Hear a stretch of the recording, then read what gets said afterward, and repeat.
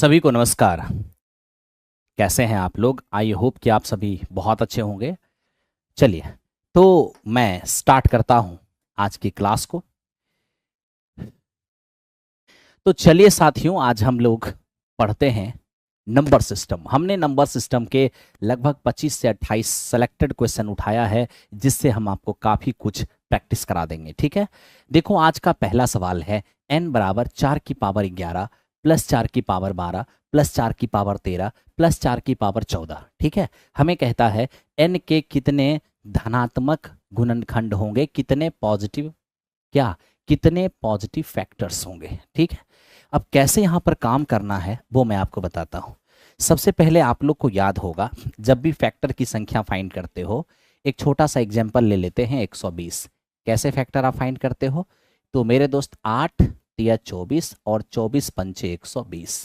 सबसे पहला काम आप ये करते हो कि संख्या को प्राइम फैक्टराइजेशन में आप बदलते हो। ठीक है, प्राइम बेस में। और प्राइम बेस में बदलने के बाद आप यहाँ से नंबर ऑफ फैक्टर, ठीक है मेरे दोस्त, नंबर ऑफ फैक्टर्स। और नंबर ऑफ फैक्टर्स कैसे कैसे फाइंड करते हो? तो ये जितने भी प्राइम बेस हैं, 2 3 5 तीनों ही प्राइम बेस हैं, इसकी पावर को एक एक बढ़ाते हो। 2 की पावर 3 है तो एक बढ़ा के 4, 3 की पावर 1 है तो एक बढ़ा के 2, और 5 की पावर 1 है तो एक बढ़ा कर 2, और फाइनली गुना करते हो। 4 दूनी 8 और 8 दूनी मेरे दोस्त हमारा 16। तो इस तरीके से आप लोग 120 का फैक्टर फाइंड करते हो। यानी कि फैक्टर फाइंड करते समय इस बात का बिल्कुल ध्यान रखना होगा कि मेरे दोस्त यहाँ पे हमें गुना का चिन्ह देना है। ठीक है, क्या देना है मेरे दोस्त? गुना का चिन्ह। चले मेरे साथियों, तो अब हम यहाँ पर आपको मैंने बता दिया कि टोटल फैक्टर्स फाइंड करने के लिए मेरे दोस्त यहाँ पर हम लोग पहले गुना का चिन्ह, बीच में गुना का चिन्ह आना चाहिए और सभी बेस प्राइम होना चाहिए। जबकि यहाँ क्या देख रहे हैं कि बीच में मेरे दोस्त हमारा प्लस का साइन है। ठीक है, अब प्लस के साइन को गुना का चिन्ह में हम कैसे कन्वर्ट करेंगे? तो इसके लिए आप देखो कि 4 4 4 4 मेरे मित्र 4 की 11 पावर कॉमन आ जाएगा। ठीक है, अगर आप 4 की 11 पावर कॉमन लोगे तो यहाँ कुछ नहीं, 1 बचेगा। यहाँ 4 की 11 पावर कॉमन ले लोगे तो 4 की 1 पावर बचेगा, और यहाँ पर 4 की 11 पावर कॉमन ले लोगे तो 4 की 2 पावर बचेगा, और यहाँ से भी 11 पावर कॉमन ले लोगे तो 4 की 3 पावर बचेगा। बोलो हाँ या ना? बिल्कुल। अब मेरे दोस्त ये जो हमारा 4 की पावर 11 है, क्या इसको हम 2 की स्क्वायर होल की पावर 11 ऐसे लिख सकते हैं? बिल्कुल।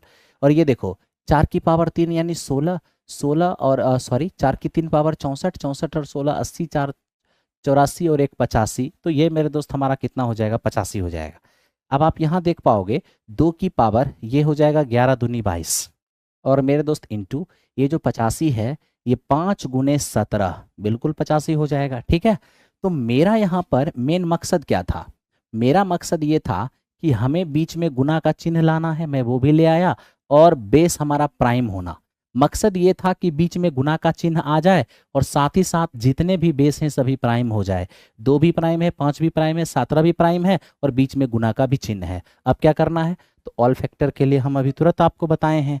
तो मेरे साथियों, अगर हमें ऑल फैक्टर्स की बात करेगा तो सब पावर को एक एक बढ़ा देंगे। यानी कि यहाँ पावर 22 है तो एक बढ़ा के हम 23 लिखेंगे, यहाँ पावर 1 है तो एक बढ़ा के हम 2 लिखेंगे, और यहाँ पावर 1 है तो इसको भी एक बढ़ा के हम 2 लिखेंगे। और अब फाइनली इसे गुना कर देंगे। 23 दूनी 46 और 46 दूनी 92। तो मेरे दोस्त इस क्वेश्चन का आंसर कितना हो गया? 92। आप में से जो भाई 92 आंसर लेके आए हो, सबका बहुत अच्छा है।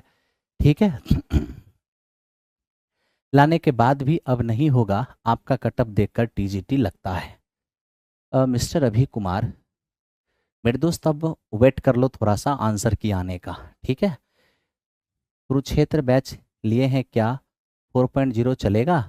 देखो कुरुक्षेत्र बैच 4.0 का अगर आप लिए होंगे तो उसमें कुरुक्षेत्र बैच तो 4.0 चलेगा। कुरुक्षेत्र बैच अगर 3.0 का लिए होंगे तो उसमें 4 कैसे चलेगा?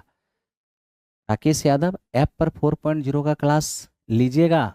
बिल्कुल, आज से ही शुरू हो गया राकेश यादव। चलो चलते हैं नेक्स्ट क्वेश्चन पे, ध्यान दो एकदम सही से। देखो ये हमारा नेक्स्ट क्वेश्चन है।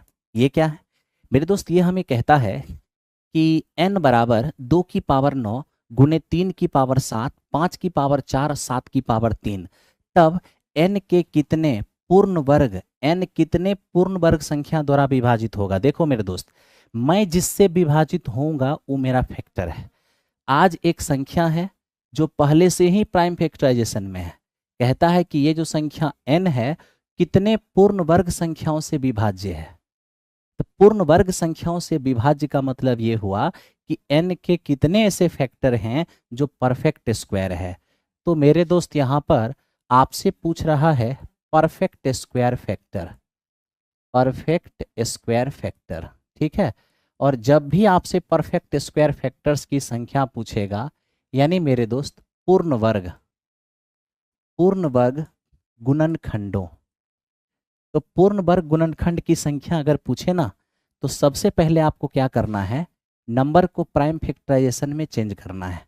अब देखो, आज आपका नंबर 2 की पावर 9 है, मेरे मित्र 3 की पावर 7 है, यहाँ पर 5 की पावर 4 है, और मेरे दोस्त ये हमारा 7 की पावर 3 है। मैं आपको एक बात बताऊं, क्या कहोगे? क्या दोस्त मेरे, ये जितने भी आज जो आपकी खुशकिस्मती क्या है कि जो नंबर है ना वो ऑलरेडी प्राइम बेस में बदला हुआ है। 2 भी प्राइम है, 3 भी प्राइम है, 5 भी प्राइम है, 7 भी प्राइम है। हाँ या ना? आप कहोगे हाँ सर।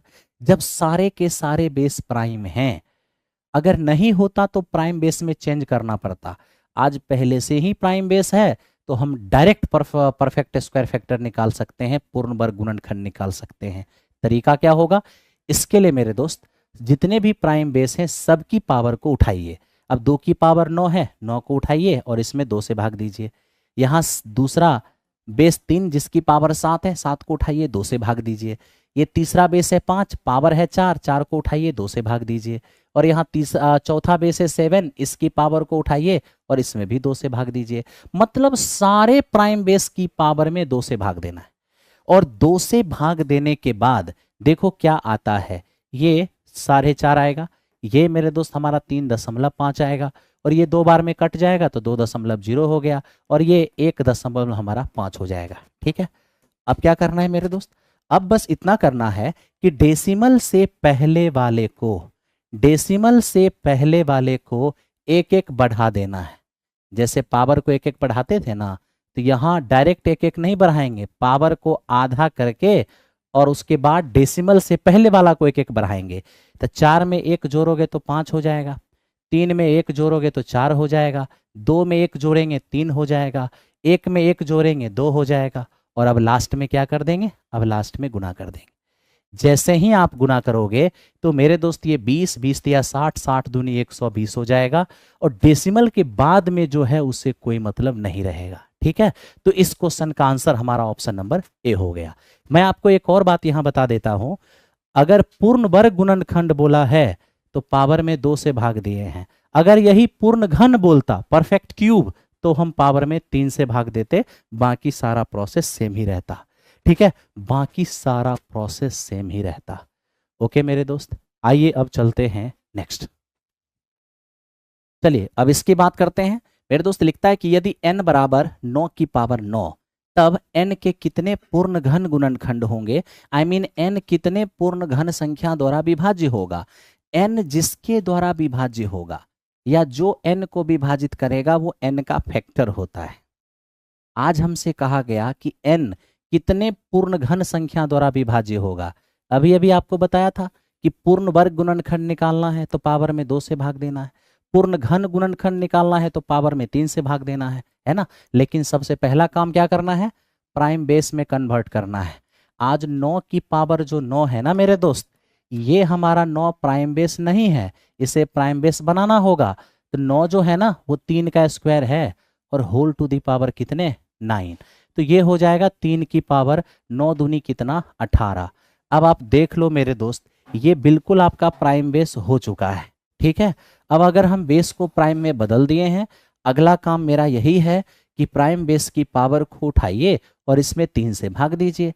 3 से भाग देने के बाद जो कुछ भी आएगा 7 बार सॉरी मेरे दोस्त 3 6 18, तो 6 आएगा, जिसे हम 6.0 लिख सकते हैं।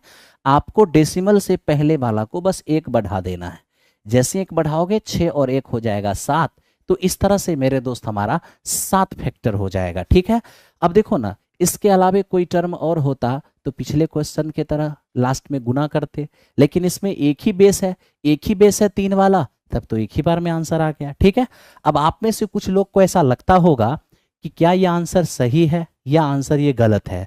मैं आपको लिख के दिखाता हूं मेरे दोस्त, ये 3 की पावर 18 है। ठीक है, अगर हम इसको इसके क्यूब फैक्टर को लिखना शुरू करेंगे ना, तो देखो हम कैसे लिखते हैं।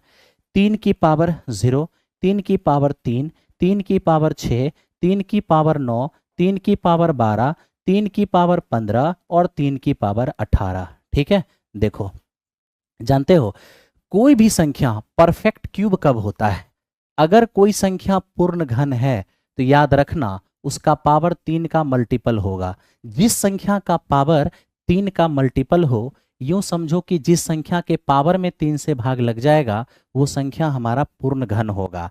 आज आप देखो 3 की पावर 0 है, क्या 0 में 3 से भाग नहीं लगता? लगेगा ना, इसलिए 3 की पावर 0 भी एक पूर्ण घन संख्या है, क्योंकि 3 की पावर 0 का मतलब 1 होगा, और 1 मेरे दोस्त पूर्ण वर्ग भी है और पूर्ण घन भी है। ठीक है, और एक बात याद रखना, जब आप एक पूर्ण घन संख्या लिख लिए हो तो अगला पूर्ण घन संख्या क्या होगा, इसके लिए पावर में बस 3 जोड़ते चले जाना। अब 0 में 3 जोड़ोगे, फिर 3 में 3 जोड़ोगे, फिर 6 में 3 जोड़ोगे, 9 में 3 जोड़ोगे, फिर 12 में 3 जोड़ोगे, फिर 15 में 3 जोड़ोगे, पावर को 3 जोड़ते चल जाना वहां तक जहां तक की पावर दिया हुआ है। 18 पावर था तो 18 पावर तक हम जोड़ते हुए चले गए, तो 1 2 3 4 5 6 7, आप देख लो मेरे दोस्त 7 फैक्टर तो ऐसे भी हो गया। ठीक है, 3 और जोड़ देते तो 3 की पावर 21 हो जाता, जो कि मेरे दोस्त गड़बड़ हो जाता है ना, हमको 18 पावर तक ही जाना था। तो इस तरह से हमने पूर्ण घन गुणनखंड आपको बता दिया। आज पावर में 2 से भाग नहीं देंगे, पूर्ण वर्ग बोलेगा तो पावर में 2 से भाग देंगे, पूर्ण घन बोलेगा तो 3 से ही भाग देंगे। ठीक है, आइए अब देखो मेरे दोस्त ये क्या है। देखिए ये हमें कहता है कि सर आप प्राइम फैक्टर बताइए। मेरे दोस्त फैक्टर अलग चीज है और प्राइम फैक्टर अलग चीज है। मैं आपको एक एग्जाम्पल से समझा देता हूं तो आपको ज्यादा समझ में आ जाएगा। ठीक है, जैसे देखो हमारे पास एक संख्या है 120। ओके मेरे दोस्त, अब 120 एक संख्या है, जानते हो 120 में छोड़ो, छोटा सा नंबर लेते हैं मेरे दोस्त, ये देखो 24 ही नंबर लेते हैं। 24 में किससे किससे भाग लगेगा? 1 से, 2 से, 3 से, 4 से, 5 से, सॉरी 5 से कैसे लगेगा, 1 से, 2 से, 3 से, 4 से, 6 से, 8 से, और मेरे दोस्त किससे 12 से, और मेरे दोस्त 24 से। तो 24 में 1 से भाग लगेगा, 2 से लगेगा, 3 से लगेगा, 4 से लगेगा, 6 से, 8 से, 12 से और 24 से। बताओ 24 के कितने फैक्टर हो गए? 3 3 6 और 2 8। तो मेरे दोस्त आपने देख लिया यहाँ पर 8 फैक्टर हो गए। ठीक है, और इसी को शॉर्टकट में निकालने के लिए मैंने आपको बताया था कि 24 को प्राइम फैक्टराइजेशन करो, तो आप क्या किए, आप ऐसे काम किए थे। 8 तिया 24, तो 8 होता है और ये 3, तो मेरे दोस्त ये 8 तिया 24 हो गया। प्राइम फैक्टर में आप बदल दिए। इसके बाद क्या करते हैं, पावर को एक एक बढ़ाते हैं। पावर 3 है तो 4 हो जाएगा, पावर 1 है तो 2 हो जाएगा, फाइनली आप गुना करोगे 8 हो जाएगा। जानते हो ये मेरे दोस्त जो हमारा निकला है इफेक्टर निकला है, फैक्टर्स। ठीक है, इसको फैक्टर्स बोलते हैं। लेकिन प्राइम फैक्टर क्या होता है उसको समझिए। तो मेरे दोस्त प्राइम फैक्टर जो होता है ना, इसके लिए आपका जो नंबर है उसका आप प्राइम फैक्टराइजेशन कीजिए। 2 से भाग दिए 12, फिर 2 से दिए, फिर हो गया 6, फिर 2 से भाग दिए 3, और फिर हम यहाँ पर 3 से भाग दिए 1। तब तक मेरे दोस्त हम काम करते हैं जब तक कि यहाँ 1 ना हो जाए। हो गया ना, तो बस आप गिन लीजिए कि 24 को जब हम प्राइम फैक्टराइजेशन कर रहे थे तो कितने प्राइम टुकड़े हुए हैं इसके। तो अगर हम गिनने चले जाएंगे तो 1 2 3 और 4, केवल 4 प्राइम टुकड़ा हुआ है, क्योंकि एक जो है ना वो ना तो प्राइम है ना ही कंपोजिट है। तो हम ये सीधे सीधे कह सकते हैं 4 प्राइम फैक्टर है, 4 प्राइम फैक्टर है। ठीक है, और इसी को अगर हमें शॉर्टकट में निकालना हो तो हम वही उपाय करेंगे। कौन सा उपाय? ये 24 है ना, 24 का प्राइम फैक्टराइजेशन 8 और तिया 24। ठीक है, फैक्टर और प्राइम फैक्टर के प्रोसेस में अंतर यह है कि जब आपको फैक्टर फाइंड करना होगा तो पावर को एक एक बढ़ा करके गुना करना होता है, लेकिन अगर प्राइम फैक्टर आपको फाइंड करना है तो बस प्राइम बेस में बदल दिए, अब पावर को बस एज इट इज लिखिए, पावर को मेरे दोस्त एज इट इज लिखिए, लास्ट में गुना नहीं करके आप सिर्फ जोड़ दीजिए। ठीक है, आप जैसे ही जोड़ दीजिएगा तो देख लीजिए आपका प्राइम फैक्टर आ जाएगा। यानी पावर को ज्यों का त्यों गुण लिखकर जोड़ देते हैं तो वो प्राइम फैक्टर होता है, लेकिन पावर को एक एक बढ़ा करके गुना कर देते हैं तो वो फैक्टर होता है। तो फैक्टर और प्राइम फैक्टर में यही अंतर है। आज मेरे दोस्त हमसे क्या मांगा है? Prime factor. तो प्राइम फैक्टर मांगा है तो हम क्या करेंगे? सारे बेस को पहले प्राइम में चेंज करेंगे। ये तो मेरे दोस्त पहले से प्राइम बेस है, ये प्राइम बेस नहीं है, इसको बनाएंगे। ये भी प्राइम बेस नहीं है, इसको भी बनाएंगे। और ये भी प्राइम बेस नहीं है, इसको भी बनाएंगे। अब देखिए 3 की 4 पावर, इसमें तो कोई चेंजिंग नहीं होगा। 8, 8 का मतलब होता है 2 का क्यूब, और 8 की पावर पहले से 3 है। 16, 16 हमारा 2 की पावर 4 है, 16 पर पहले से 2 है ना। फिर देखो 9, 9 का मतलब क्या? 3 का स्क्वायर, और मेरे मित्र 9 पर पहले से ही 2 है। ठीक है, अब आप यहां देखोगे 3 की पावर 4 और यहां भी 3 की पावर 4 होगा, तब तो 3 की पावर 8 हो जाएगा। बिल्कुल। अब 2 की पावर 9 और 2 की पावर 8, तो 2 की पावर तो ये 17 हो जाएगा। बिल्कुल। अब क्या करना है? हमें पावर बस जोड़ देना है। एक का पावर 8 है, एक का पावर 17 है, आप जोड़ देंगे 25 आ जाएगा। तो इस क्वेश्चन का आंसर हमारा 25 हो जाएगा। अब जिन भाइयों ने 25 लाया होगा वो मेरे दोस्त बिल्कुल सही रहा होगा। चलिए, बहुत बहुत धन्यवाद, बहुत बहुत धन्यवाद मेरे साथियों। Thank you.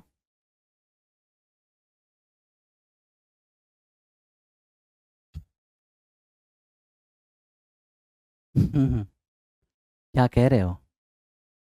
त्रिवेणीगंज से, सुपौल पावन धरती से प्रणाम। सभी को ढेर सारा आशीर्वाद, ढेर सारा मेरे भाई। आओ चलो हम काम करते हैं, अगले क्वेश्चन पे आते हैं। अब ये देखो ये क्या है? ये हमारा एक डेसिमल वाली क्वेश्चन है। और डेसिमल वाले इस सवाल में देखो प्रॉब्लम क्या है। 22.44 पर रेकरिंग है, और प्लस 11.5677 पे रेकरिंग है, और मेरे दोस्त ये 33.599 पर रेकरिंग है। ठीक है, अब देखो इसका हमें आंसर बताना है। कौन सा हमारा आंसर होगा? मेरे दोस्त कई बार बिना बनाए आंसर आप दे सकते हो। ठीक है, इसके लिए आपको बस 2 पॉइंट का ज्ञान होना चाहिए। एक, कितने डिजिट पर रेकरिंग होगा और कितने डिजिट पर रेकरिंग नहीं होगा। अब देखो पहला टर्म में 1 डिजिट पर रेकरिंग है, दूसरा में भी 1 डिजिट पर रेकरिंग है, तीसरा में भी 1 ही डिजिट पर रेकरिंग है। हर टर्म में जितने जितने डिजिट पर रेकरिंग होगा, आप बस मेरे दोस्त उसका एलसीएम ले लेना। क्या ले लेना? एलसीएम। ठीक है, अगर आप एलसीएम लेते हो 1 1 और 1, तो 1 1 1 का एलसीएम क्या होगा मेरे दोस्त? हमारा 1 हो जाएगा। ठीक है, तो इस प्रकार से आप जितने जितने डिजिट पर रेकरिंग था, जैसे ही आपने उसका एलसीएम लिया, तो जो एलसीएम आया, याद रखना आंसर में उतने डिजिट पर रेकरिंग होगा, उतने डिजिट पर रेकरिंग होगा। यानी सभी टर्म में एक एक डिजिट पर रेकरिंग था, उसका हमने एलसीएम लिया तो 1 आया, तो मतलब आंसर में भी एक ही डिजिट पर रेकरिंग होगा। अब कितने डिजिट पर रेकरिंग नहीं होगा? तो देखिए विदाउट रेकरिंग वाला एक भी डिजिट नहीं है, विदाउट रेकरिंग वाला डेसिमल के बाद यहाँ 2 डिजिट है, और विदाउट रेकरिंग वाला यहाँ पर केवल 1 डिजिट है। याद रखना जब हम विदाउट रेकरिंग वाले को चेक करते हैं तो मैक्सिमम 2 डिजिट, मैक्सिमम जितना डिजिट विदाउट रेकरिंग का किसी भी टर्म में होता है, आंसर में भी मैक्सिमम उतने ही डिजिट विदाउट रेकरिंग का होगा। तो विदाउट रेकरिंग का मैक्सिमम 2 डिजिट है, तो आंसर में भी मैक्सिमम 2 डिजिट पर रेकरिंग नहीं होगा। यानी कि डेसिमल के बाद 2 डिजिट पर रेकरिंग नहीं होगा और 1 डिजिट पर रेकरिंग होगा। इसका मतलब मेरे आंसर का ये फॉर्मेट होगा। अब डेसिमल के बाद पहले क्या होगा मुझे नहीं पता, लेकिन डेसिमल के बाद मेरे दो, अब पहले क्या होगा मुझे नहीं पता, कहने का मतलब देखेंगे तो पता चल ही जाएगा ना। लेकिन डेसिमल के बाद 2 पर रेकरिंग नहीं होगा, 1 पर रेकरिंग होगा। तो देखो 2 पर रेकरिंग चाहिए, और सॉरी 1 पर रेकरिंग चाहिए था, 2 को बिना रेकरिंग का यहाँ है नहीं। 1 पर रेकरिंग चाहिए, 2 बिना रेकरिंग का, यहाँ तो 1 ही बिना रेकरिंग का है ना। 2 पर रेकरिंग चाहिए था यहाँ, सॉरी 1 पर रेकरिंग चाहिए ना, और 2 बिना रेकरिंग का। 1 पर मुझे रेकरिंग चाहिए, तीनों पर रेकरिंग है, आंसर नहीं जाएगा। 1 पर रेकरिंग चाहिए, 2 बिना रेकरिंग का चाहिए, ऑप्शन नंबर हमें डी में दिख रहा है, तो ऐसे ही आंसर हो गया। मतलब बिना बनाए आप आंसर ला सकते हो।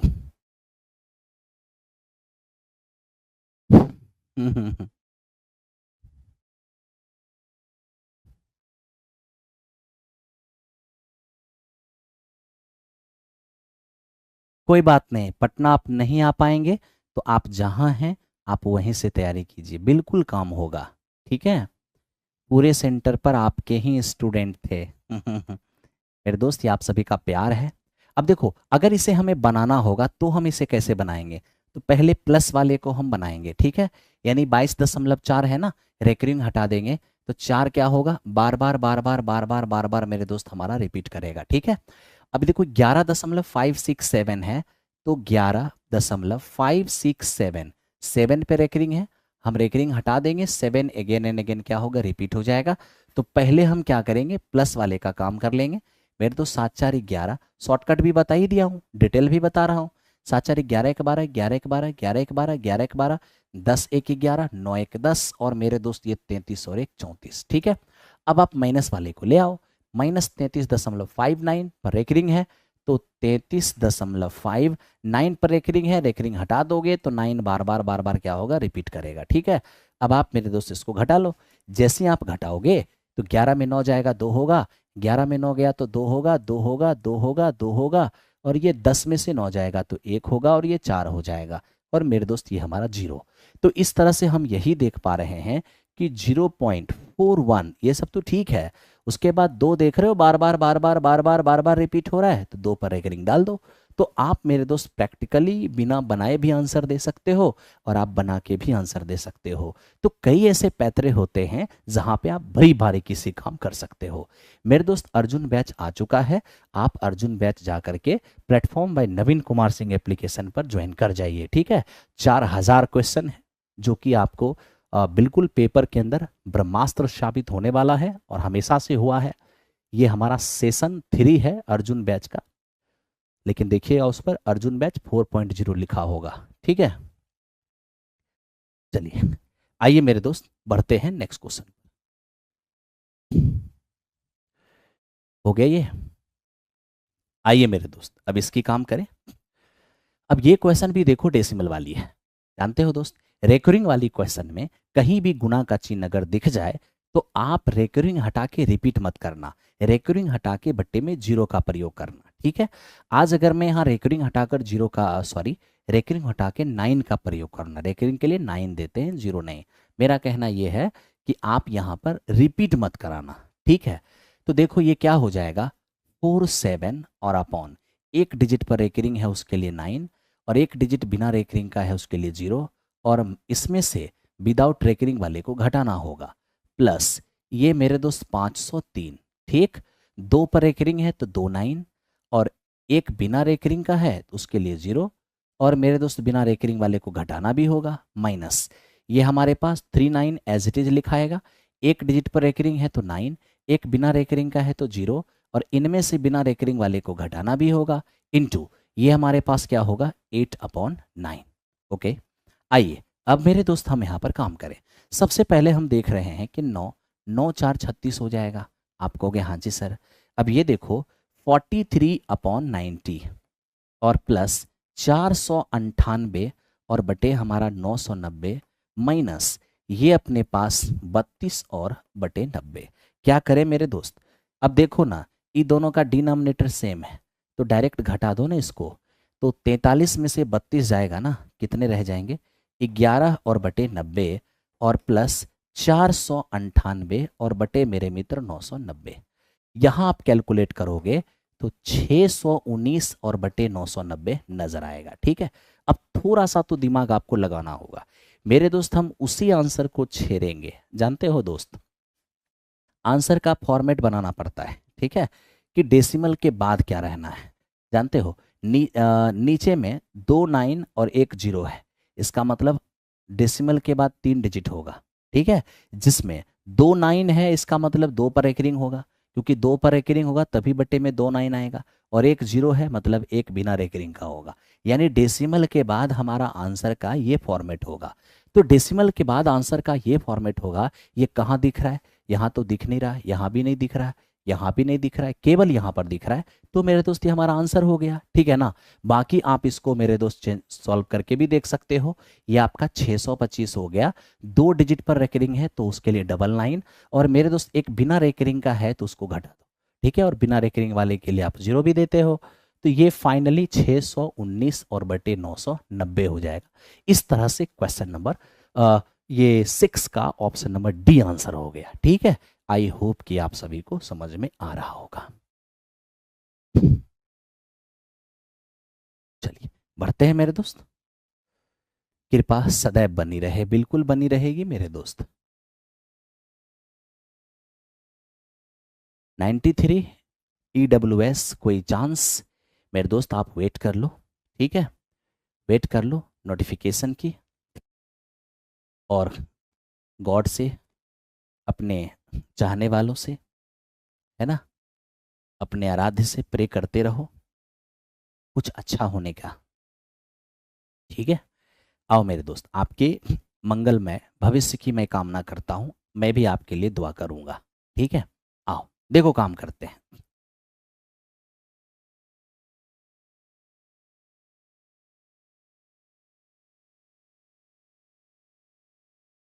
काम करें।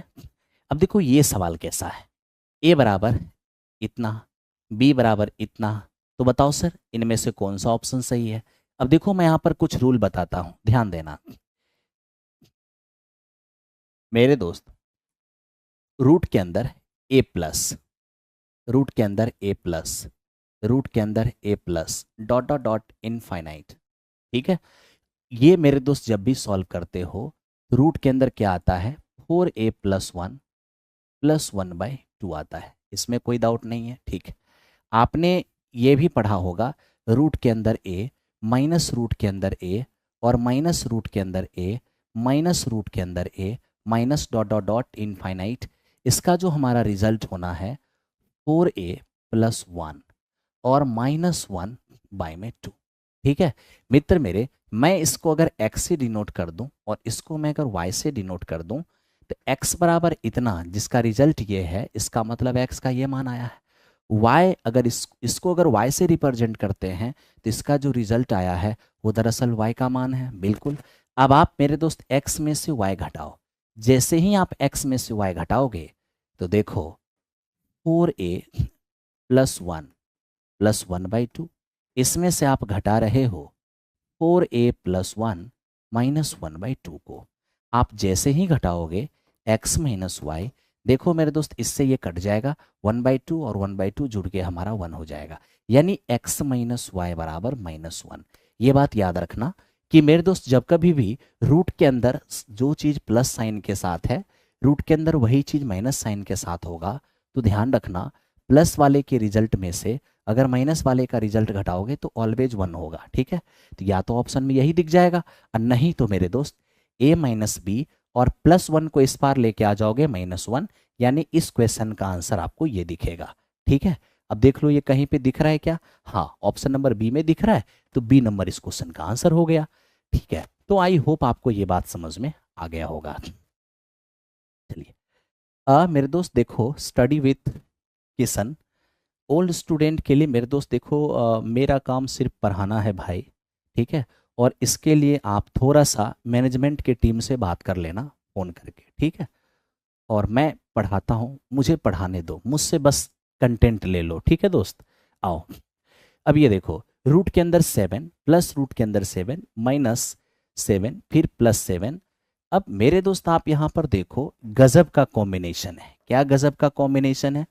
ये आपका a प्लस रूट के अंदर a माइनस रूट के अंदर a प्लस रूट के अंदर a minus dot dot dot dot dot dot infinite. इस फॉर्म में जब भी कोई नंबर रहेगा तो आप सीधा सीधा रिजल्ट याद रखना, 4a - 3 + 1/2। ये मेरे तो शानदार रिजल्ट है आपके लिए, ध्यान रखना इस रिजल्ट को। ओके, रूट के अंदर 4a - 3 + 1/2।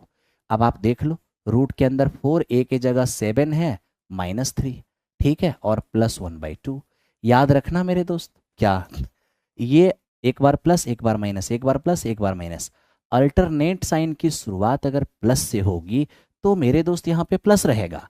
लेकिन ऐसा भी हो सकता है कि रूट के अंदर a माइनस, रूट के अंदर a प्लस, रूट के अंदर a माइनस, और रूट के अंदर a plus dot dot dot dot dot, ये इनफाइनाइट। अब देखो यहाँ क्या होगा, बहुत सिंपल है मेरे दोस्त। यहाँ पर ये हमारा 4a - 3 और -1/2, यानी मैं आपको ये कह रहा हूं कि मेरे दोस्त अल्टरनेट साइन की शुरुआत अगर माइनस से होगा, अल्टरनेट साइन की शुरुआत माइनस से होगा, तो यहाँ पे माइनस ही रहेगा। ठीक है, आइए अब हम काम करें। 28 में 3 गया 25, रूट 25 का मान 5 प्लस 1/2, यानी 6/2 कितने हो जाएंगे, तो ये हमारा 3 हो जाएगा। तो इस क्वेश्चन का आंसर हमारा 3 हो जाएगा। ठीक है,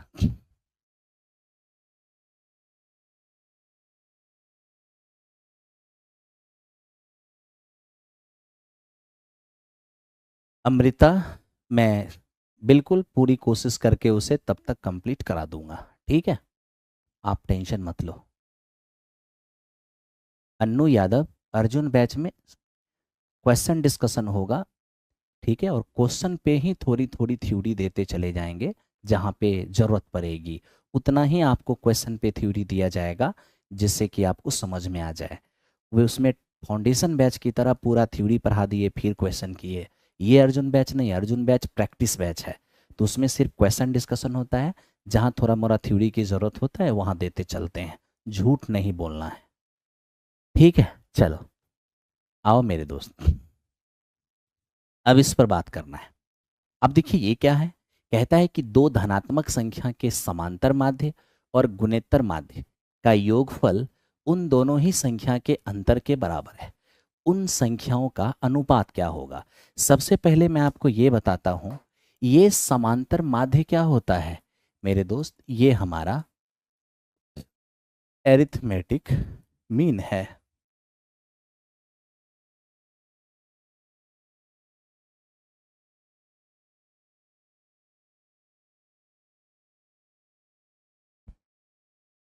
और मेरे दोस्त ये देखो, ये है हमारा गुणोत्तर माध्य, और गुणोत्तर माध्य का मतलब क्या होता है, तो गुणोत्तर माध्य जिसे आप जियोमेट्रिक मीन कहते हैं, ज्योमेट्रिक मीन।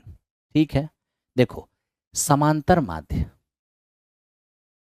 समांतर माध्य, ठीक है मेरे दोस्त, और ये हमारा क्या है, गुणोत्तर माध्य। आपको मैं बताऊं, दो टर्म का जो गुणोत्तर माध्य होता है वो रूट ए बी होता है, और दो टर्म का जो समांतर माध्य होता है अर्थमेटिक मीन, दोनों का योग बटे 2 होता है। आज हमसे क्वेश्चन यही कह रहा है कि अर्थमेटिक मीन यानी a+b/2 और प्लस ज्योमेट्रिक मीन यानी a×b, यानी कि दो संख्या का अर्थमेटिक मीन और प्लस ज्योमेट्रिक मीन बराबर है किसके, दोनों संख्या के अंतर के। तो दो संख्या ए भी माने हैं तो a-b के बराबर है, यानी अकॉर्डिंग टू क्वेश्चन दो संख्या का अर्थमेटिक मीन और उसका ज्योमेट्रिक मीन, अर्थमेटिक मीन और ज्योमेट्रिक मीन का जो योगफल है उन्हीं दोनों संख्या के अंतर के बराबर है। तब तो मेरे दोस्त हमसे यही पूछा गया कि उन दोनों संख्या का अनुपात क्या होगा, यानी आप a:b, a/b बताइए क्या होगा। तो मेरे दोस्त मैं तो कहूँगा कि आप ऑप्शन से ही देख लो। ठीक है, अगर मान लो ऑप्शन नंबर ए हम उठा लेते हैं, 9 और 1 है, तो 9 + 1/2 यानी हमारा ये क्या हो जाएगा, 5 हो जाएगा, और ये 9 1 जा 9, √3 हो जाएगा। तो मेरे दोस्त ये यहाँ से 5 और 3 हमारा 8 हो जाएगा। बाकी इधर आप देख लीजिए, 9 - 1 आप देख लो मेरे दोस्त, बिल्कुल 8 हो जाएगा, यानी LHS बराबर हमारा RHS हो जाएगा। तो ऑप्शन नंबर ए, जब हम a को a:b मान रहे हैं, तो अर्थमेटिक मीन और ज्योमेट्रिक मीन का जो योगफल है वो उन दोनों के डिफरेंस के बराबर हो जा रहा है, यानी इस क्वेश्चन का आंसर हमारा ऑप्शन नंबर ए हो जाएगा। ठीक है,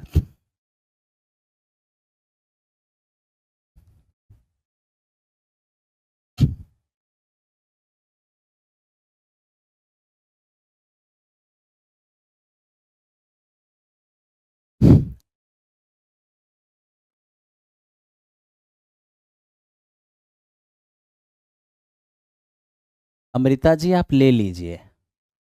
ठीक है, जो आप सोच रही हैं वही बैच ले लीजिए, मैं पूरी ताकत लगा दूंगा उसको टाइम पे कंप्लीट करने में। ध्यान दो, अब मेरे दोस्त इस क्वेश्चन को देखो, ये क्या है। अब देखो बेहतरीन क्वेश्चन है, 7⁻1, 7⁻2, 7⁻3, 7⁻4 और dot dot dot dot dot 7⁻n। हमें क्या कह रहा है इसका, इसका हमसे कह रहा है कि आप गुणोत्तर माध्य बताओ। अब मेरे दोस्त आप खुद बताओ, ये ज्योमेट्रिक मीन क्या होता है, मैंने कुछ ही देर पहले आपको बताया था। ज्योमेट्रिक मीन, एकदम ध्यान से देखो, ज्योमेट्रिक मीन जानते हो, ये जो हमारा ज्योमेट्रिक मीन है ना, जैसे दो टर्म का अगर ज्योमेट्रिक मीन है तो रूट के अंदर ए बी होगा। लेकिन अगर मेरे दोस्त हम तीन टर्म का ज्योमेट्रिक मीन निकालते हैं तो तीनों को मल्टीप्लाई करके और आपको क्या करना है, क्यूब रूट निकाल लेना है। ठीक है, अगर मेरे दोस्त मान लो कि हमारे पास चार टर्म है तो इसका ज्योमेट्रिक मीन क्या होगा, चारों को मेरे दोस्त मल्टीप्लाई करके, ठीक है, इसका आपको फोर्थ रूट निकाल लेना है। ओके, इसी तरह का काम आपको करना है। तो अभी आप देखिए ना, अगर आपको इसका ज्योमेट्रिक मीन फाइंड करना है तो क्या कीजिएगा, आप जितने टर्म हैं आप सभी को मल्टीप्लाई कीजिए, सभी को। ठीक है, कितने टर्म हैं, 1 2 3 4 से लेकर n तक, तो 1 से लेकर अगर n तक है इसका मतलब n टर्म है, तो क्या करना होगा, इसका nth रूट निकालना होगा। ठीक है, जैसे देखिए चार टर्म है तो फोर्थ रूट, चार टर्म है हमारा तो फोर्थ रूट, तीन टर्म है तो क्यूब रूट, दो टर्म है तो स्क्वायर रूट, उसी तरह से n रूट है तो हमारा, सॉरी n टर्म है तो nth रूट निकालना होगा। अब आप गौर से एक चीज देखो कि मेरे दोस्त यहाँ पर n है, ठीक है, और हम यहाँ क्या कर सकते हैं, 7 की पावर 1, 7 की पावर 2, 7 की पावर 3, 7 की पावर 4, 7 की पावर n, तो मेरे दोस्त आधार समान होगा तो गुना में पावर जुड़ेगा, यानी 1 + 2 + 3 + 4 और dot dot dot dot dot कहाँ तक, n तक। ठीक है, चलिए अब आप ये देखिए 7 की पावर, प्रथम फर्स्ट n नेचुरल नंबर का योगफल क्या होगा, 1 से लेकर n तक का, तो मेरे दोस्त आप सब जानते हैं n × n + 1/2।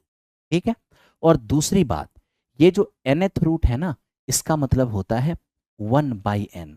अगर यहाँ rth रूट होता तो 1/r, यहाँ x होता तो 1/x, यहाँ p होता तो 1/p। ठीक है, 1/n है।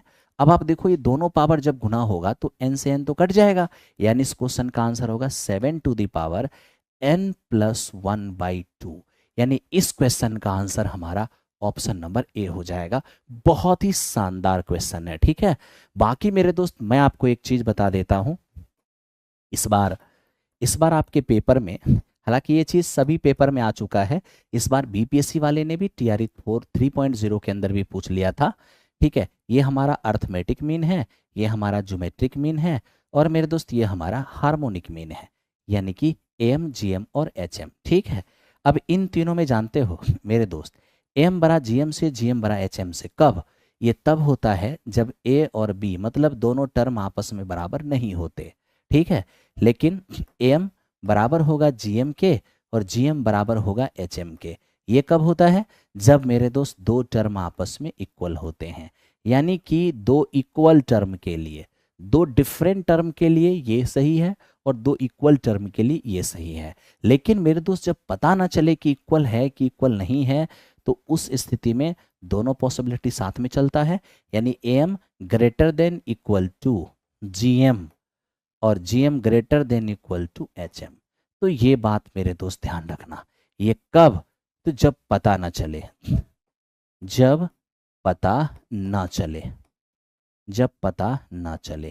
ठीक है, कि क्या पता ना चले, कि जब ये पता ना चले कि टर्म इक्वल है या नहीं, टर्म इक्वल है या नहीं। ठीक है मेरे दोस्त, आप कहोगे हाँ जी सर बिल्कुल सही।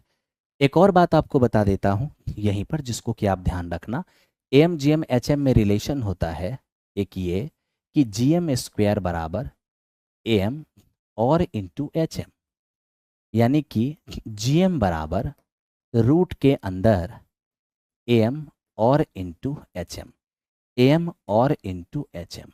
ठीक है मेरे दोस्त, तो आप इस रिलेशन को भी ध्यान रखना, इस रिलेशन को भी। साथ ही साथ एक और रिलेशन बता देता हूं, ये एम जीएम और एचएम, एम एपी से बना है, जीएम जीपी से बना है, एचएम एचपी से बना है, लेकिन ये तीनों के तीनों मेरे दोस्त किस में होते हैं, जीपी में होते हैं। यानी एम एपी से बना है, जीएम जीपी से बना है, एचएम एचपी से बना है, लेकिन एम जीएम एचएम आपस में जीपी बनाते हैं, ये ध्यान रखना। ठीक है, तो मेरे दोस्त इस तरह से आपको मैंने ये क्वेश्चन भी बताया और पूरा एक्सप्लेन भी किया। ठीक है।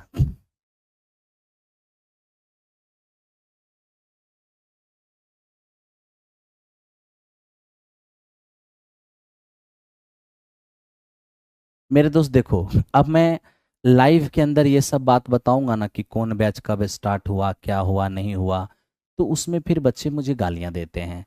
मैं अभी पढ़ाने आता हूँ, इसलिए मैं अभी पढ़ा रहा हूँ, ठीक है। बाकी आप पूछ रहे हो तो संक्षेप में मैं आपको बता देता हूँ। आज से ही मैंने 3.0 के लिए, सॉरी 4.0 के लिए आज से ही मैंने बैच स्टार्ट किया।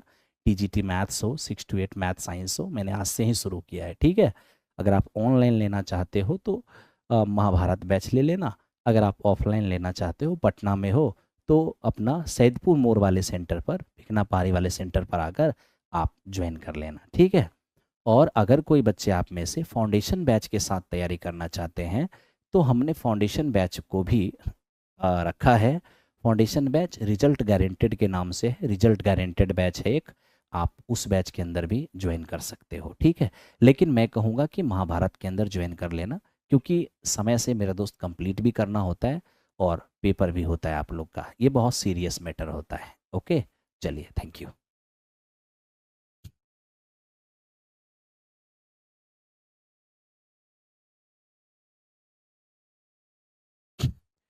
आओ मेरे दोस्त। बिल्कुल सही को भाई कह रहे हैं कि सर यही चीज़ मैंने 3.0 पेपर के एक दिन पहले बताया था और बिल्कुल पेपर में ये आ गया था, ये आप सभी को पता है। आज भी वीडियो में अवेलेबल है। प्रमाण को साक्ष्य की ज़रूरत नहीं होती, ठीक है। साक्ष्य को प्रमाण की ज़रूरत नहीं होती। आइए, अब मेरे दोस्त 120.543 में 3 का प्लेस वैल्यू क्या होगा। अब ये देखो, 120 ये 543 है, ठीक है। अब इसमें अगर हमसे कोई ये कहे कि सर आप 3 का प्लेस वैल्यू बताओ, प्लेस वैल्यू, ठीक है। जानते हो मेरे दोस्त, डेसिमल के बाद वाले का प्लेस वैल्यू कैसे बताते हैं। डेसिमल के बाद किसी डिजिट का अगर प्लेस वैल्यू पूछे ना, तो आप उस डिजिट को लिख लेना, और यहाँ गुना नहीं, यहाँ आपको भाग देना है। किससे भाग देना है, तो नीचे में एक पर कितने जीरो। इसके लिए डेसिमल के बाद देखो कि उस डिजिट का पोजीशन क्या है। तो डेसिमल के बाद 1 2 3, ये तीसरे पोजीशन पर है, तो मेरे मित्र आपको यहाँ पे 3 जीरो दे देना है, ठीक है। और 3 जीरो से आपको डिवाइड कर देना है। ऑप्शन नंबर डी इस क्वेश्चन का आंसर हो जाएगा, ठीक है। आओ चलते हैं क्वेश्चन नंबर नेक्स्ट। आओ मेरे दोस्त, इसको देखो, 6/8 में 5 का और 6/25 में 4 के स्थानीय मान का योग क्या होगा। जानते हो दोस्त, स्थानीय मान का मतलब क्या होता है, प्लेस वैल्यू, ठीक है। एक आपको पता होगा कि मित्र मेरे फेस वैल्यू भी होता है, और आपको इतनी जानकारी जरूर होगी कि अगर मुझे कोई मान लो कि पूछ लिया कि 5 का फेस वैल्यू क्या होगा, तो याद रखना अमरजीत कुमार का फेस वैल्यू अमरजीत कुमार ही होगा।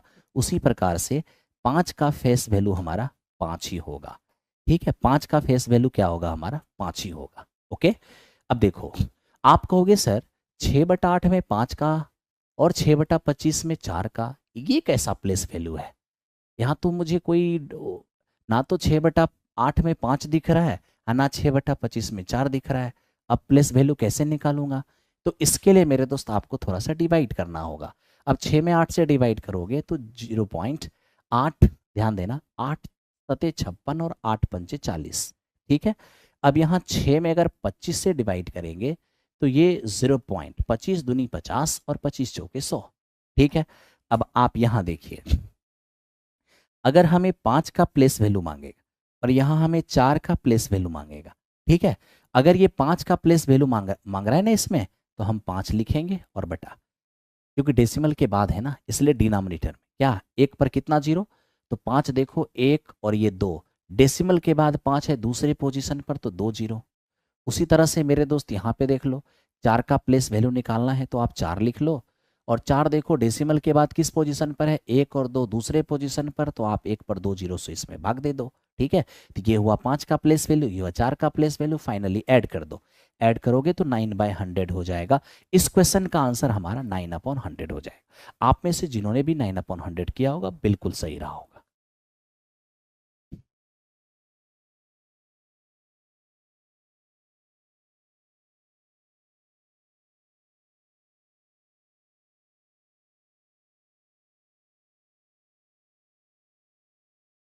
आओ, अब मेरे दोस्त इसको देखते हैं, ये क्या है। यदि 8 8 अंकीय संख्या 179x091y संख्या 88 से विभाज्य है, तो इसका मान क्या होगा? मेरे दोस्त अब मैं आपसे एक चीज पूछता हूं, क्या अगर कोई नंबर 88 से डिविजिबल है तो वो 8 और 11 दोनों से डिविजिबल होगा, हाँ या ना? आप कहोगे हाँ जी सर। तो पहले आप 8 की डिविजिबिलिटी लगाओ। 8 की डिविजिबिलिटी क्या कहता है कि किसी संख्या का आखिरी 3 अंक 8 से कटना चाहिए। अगर किसी नंबर का आखिरी 3 अंक 8 से कट गया तो पूरी संख्या ही 8 से कट जाएगी। अब ये देखिए, 11 अठे 88, यहाँ बचेगा 3, 3 पर 2 32, तभी जाकर ये 8 से कटेगा। 11 8 88, बचेगा 3, 3 पर 2 32, तभी 8 से कटेगा। यानी कि आखिरी 3 अंक 8 से कटने के लिए y का मान 2 ही होगा। ठीक है, और अब मेरे दोस्त क्या करना है, जैसे ही y का मान डिसाइड हो गया तो नंबर देख लो 179x091 और मेरे दोस्त ये 2। अब किसकी डिविजिबिलिटी लगाओगे? 11 की डिविजिबिलिटी। 11 की डिविजिबिलिटी के अनुसार अल्टरनेट प्लेस के डिजिट का 2 पेयर बनाओ। देखो यहाँ पे 9 2 11, 11 प्लस एक्स 11 7 18, तो ये हो जाएंगे हमारा 18 प्लस एक्स। और दूसरा मेरे दोस्त क्या होगा, 1 9 1 10, 10 और 1 11, तो मेरे दोस्त ये 11। अब इन दोनों का अंतर या तो 0 होना चाहिए या 11 का मल्टीपल होना चाहिए। अब आप देखिए, क्या इन दोनों का अंतर 0 संभव है? 0 तो संभव नहीं है, क्योंकि x की जगह कुछ भी रख दूंगा, माइनस में तो रख नहीं सकता हूँ। 0 भी रख दूंगा तो भी 0 नहीं आएगा। हाँ, 11 अगर लाना है तो x की जगह हमें 4 रखना होगा, ताकि मेरे दोस्त 22 में 11 जाएगा तो 11 बचेगा, तो x का मान हमारा 4 हो गया। तो लीजिए 5x और -8y चाहिए। 5x का मान हमारा 4 और 8 गुने y का मान हमारा 2, तो ये 20 में से 16 गया, तो रिजल्ट हमारा 4 होगा। इस क्वेश्चन का आंसर 4 आएगा। जिन्होंने भी 4 लाया होगा बिल्कुल सही है।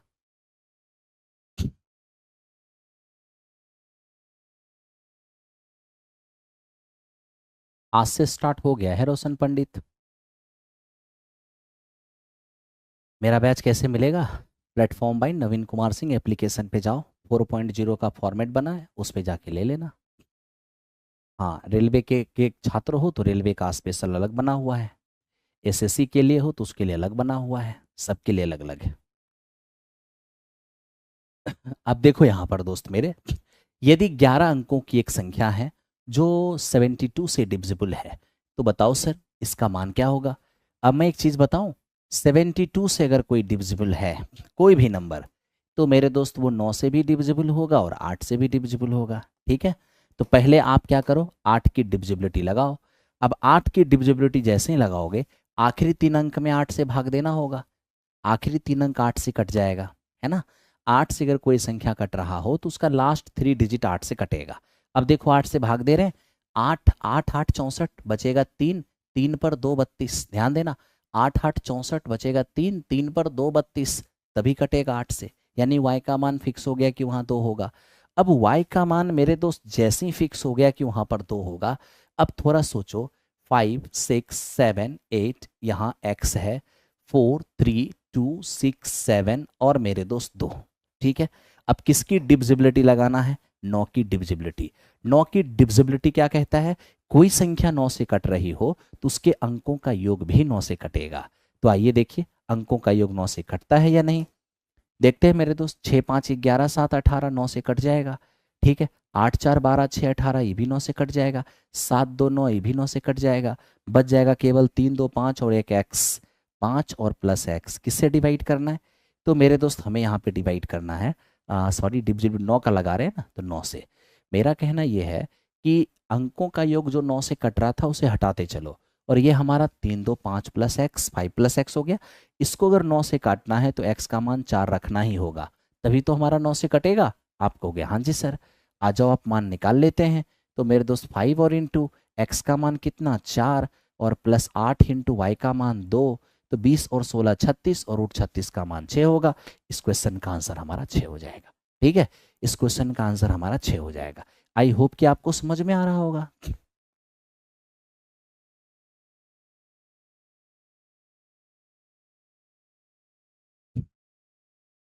अब आप इसको देखो, ये क्या है, इसको ध्यान से देखना।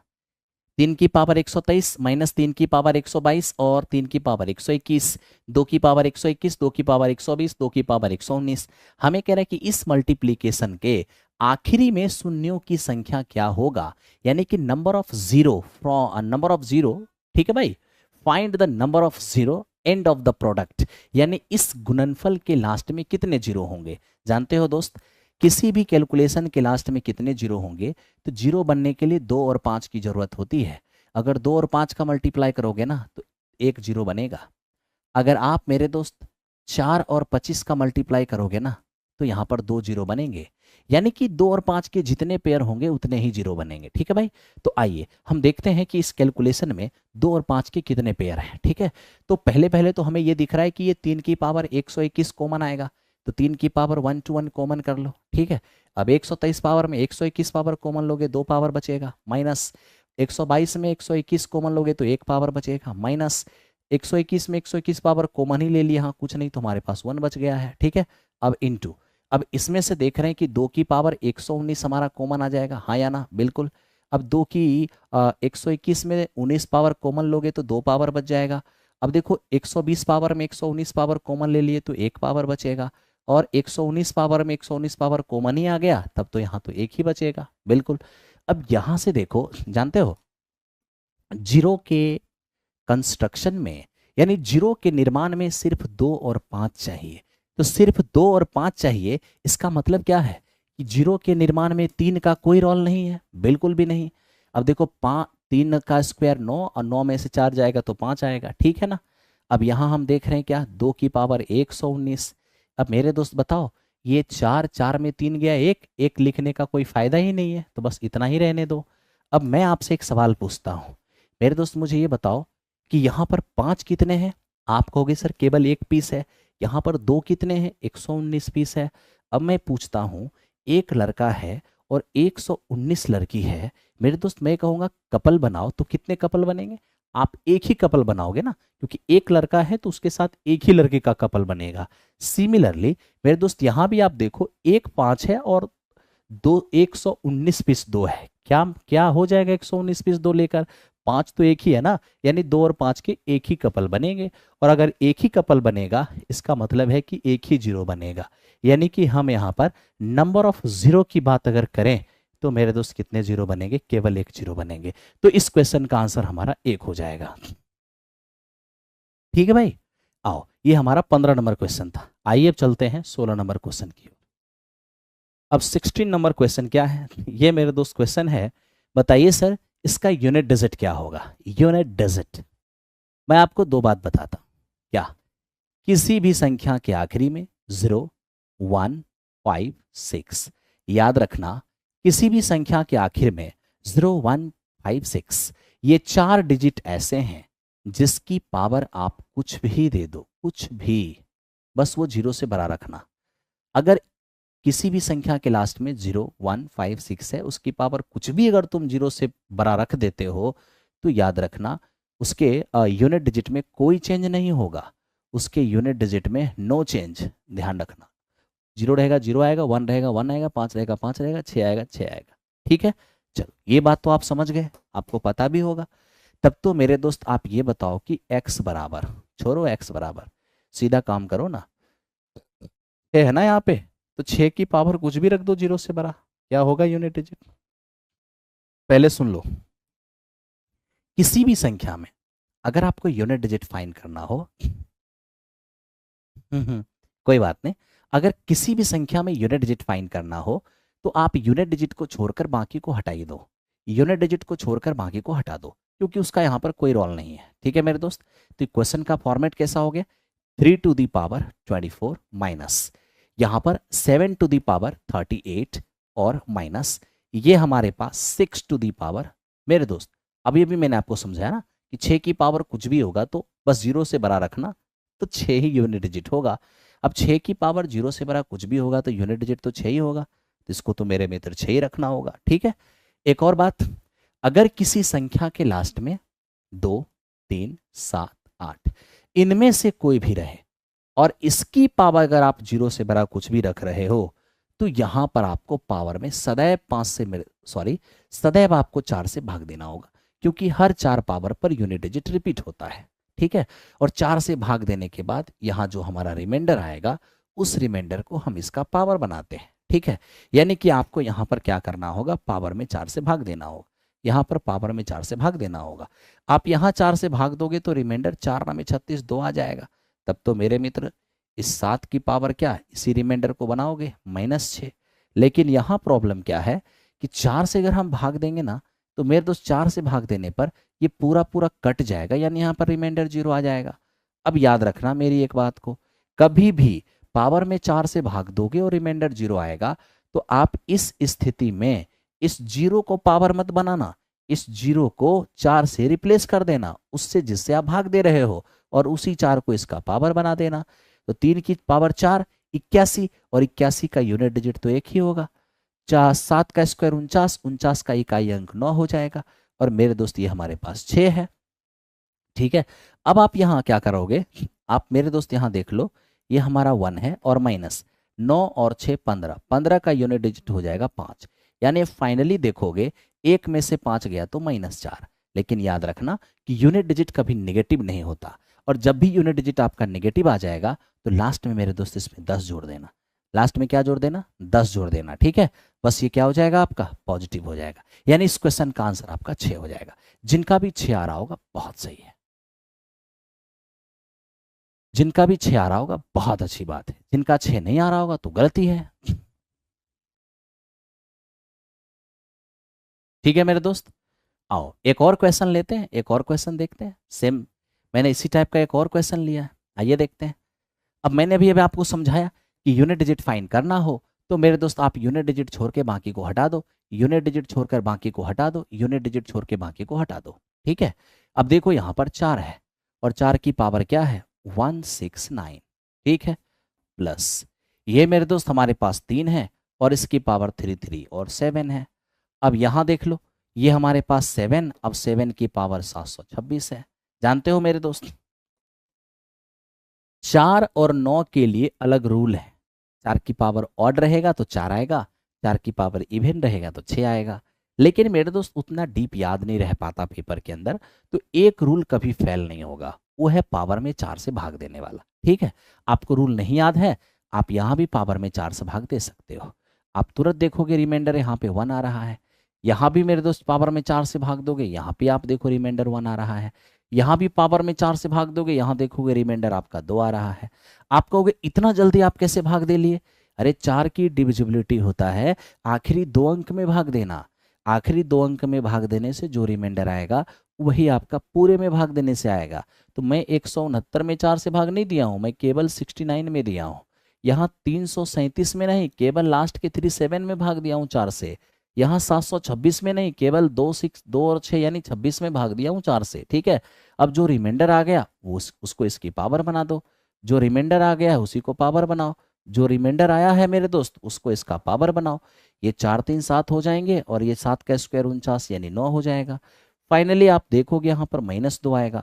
और मैंने अभी अभी आपको समझाया था कि अगर यूनिट डिजिट नेगेटिव आ गया तो उसमें 10 ऐड कर लेना, पॉजिटिव आ जाता है यूनिट डिजिट तो वही आंसर होता, लेकिन नेगेटिव आ जाए तो 10 ऐड कर लेना, जो आएगा वो मेरे दोस्त आपका आंसर होगा, है ना। जो आएगा वही आपका आंसर होगा।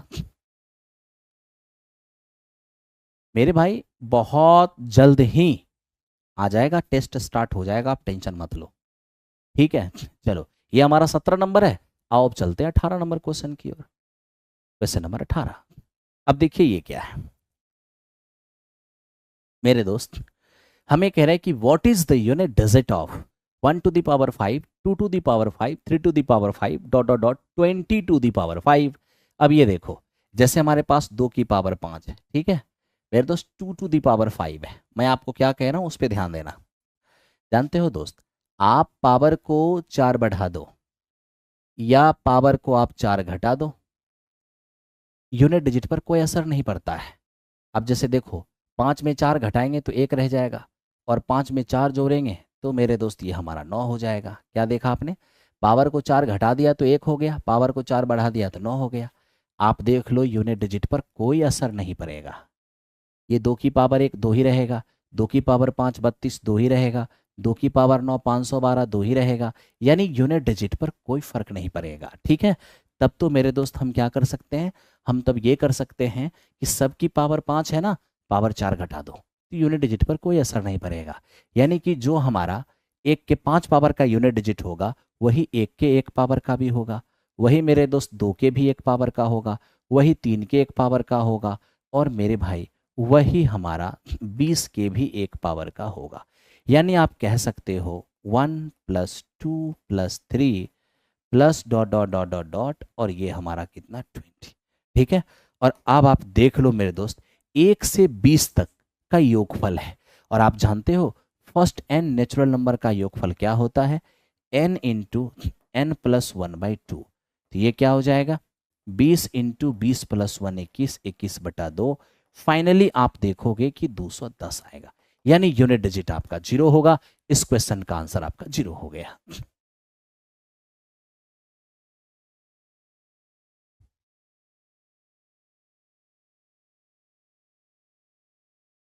आगे बढ़े, ठीक है मेरे दोस्त, बढ़ते हैं क्वेश्चन नंबर नेक्स्ट। इसको देखो, अब देखो ये क्या है, what is the unit digit of sum of first 111 whole numbers, यानी प्रथम 111 पूर्ण संख्या के योग का इकाई अंक क्या होगा। सबसे पहली बात, आपको ये ज्ञान होना चाहिए कि फर्स्ट 111 होल नंबर का मीनिंग क्या है। होल नंबर की शुरुआत तो 0 से होता है, 0 1 2 3, और चूंकि मुझे फर्स्ट 111 लेना है तब तो मैं 110 तक ही जाऊंगा, क्योंकि 1 से लेकर 110 तक में 110 टर्म होगा, और एक टर्म 0 है तो 111 टर्म तो हो ही जाएगा। तो मेरे दोस्त ये याद रखना कि फर्स्ट 111 प्रथम 111 जो पूर्ण संख्या होंगे वो प्रथम 110 प्राकृत संख्या के बराबर होंगे। क्यों? क्योंकि 0 के जोड़ने या घटाने से कोई फर्क नहीं पड़ता, इसलिए आप सिर्फ इसको जोड़ लो। ठीक है, और आपको अभी अभी मैंने बताया था कि मेरे दोस्त अगर आप फर्स्ट n नेचुरल नंबर को ऐड करते हो तो क्या होता है, n इंटू n + 1/2 होता है। ठीक है ना, तब तो 1 से लेके 110 है, n का मान 110 हो जाएगा, तो 110 और गुने 110 + 1 111 और बटे में 2, ये हमारा 55 और इंटू 111। अगर हमें यूनिट डिजिट फाइंड करना है तो 5 1 जा 5, यानी आप देख लो आपका यूनिट डिजिट 5 हो जाएगा। तो इस क्वेश्चन का आंसर हमारा 5 हो जाएगा। ठीक है, इस क्वेश्चन का आंसर हमारा 5 हो जाएगा। ठीक है भाई, आओ अब चलते हैं क्वेश्चन नंबर नेक्स्ट की ओर। अब आप में से कुछ बच्चे ये प्रथम n होल नंबर का योगफल भी किए होंगे, n इंटू n - 1/2, आप ऐसे भी काम किए होंगे। ठीक है, लेकिन मेरे दोस्त मैं नहीं चाहता, मैं चाहता वही काम करो। देखो फॉर्मूला चेंज मत करो, फॉर्मूला चेंज करोगे तो गड़बड़ होगा। ठीक है, वैसे स्थिति में फॉर्मूला चेंज मत करो, अलग अलग फॉर्मूला मत बनाओ, ऐसा बनाओ जो कि हमेशा आपको याद रहे, तो आपको कोई दिक्कत नहीं होगा। अब इसे देखते हैं मेरे दोस्त, ये क्या है। देखो ये हमें कह रहा है कि दो संख्याओं को एक ही भाज्य से भाग दे दिया जाता है तो शेष हमें 3 और 4 आता है। यदि उन दोनों को योग को उसी भाजक से भाग देते हैं तो 2 शेष आता है। एक बात याद रखना, किसी एक नंबर में आप d से भाग दिए और रिमाइंडर r1 आया, फिर आप एक अलग नंबर लिए और उसी डिवीजर से भाग दिए, इस बार रिमाइंडर आपको r2 आ गया। अब आप उन दोनों को मेरे दोस्त ऐड करके और उसी डिवीजर से भाग दे दिए, और इस बार आपका रिमाइंडर r3 आ गया। तो ये डिवीजर और तीनों रिमाइंडर में रिलेशन है क्या मेरे दोस्त, divisor equals to r1 + r2 और -r3। ये सिंपल सा एक रिलेशन याद रखना, आपको बहुत काम का चीज़ है। ठीक है, अब ये देख लो, फर्स्ट रिमाइंडर 3 है, सेकेंड रिमाइंडर 4 है, थर्ड रिमाइंडर 2 है, सिंपल आपका आंसर 5 हो जाएगा। इतना टेंशन लेने की ज़रूरत नहीं पड़ेगा, सो सिंपल हो जाएगा। ठीक है, चलिए आगे आगे चलते मेरे दोस्त, बहुत अच्छा आप लोग काम कर रहे हैं, बहुत अच्छा लग रहा है। ठीक है ना, ये हमारा 20 नंबर हो गया। आइए अब 21 नंबर चलते हैं।